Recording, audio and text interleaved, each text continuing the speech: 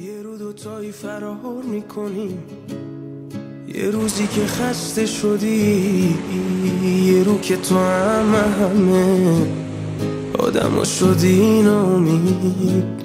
سحر بیدارت میکنم، میپریم با باد خزرون، میسازیم یه کلبه هم لای جنگل های بلوط. یه روزی فرار میکنیم، یه روزی که جون داره پات، یه روزی که دیدی نشد، نرسید به هیچ جا صدا.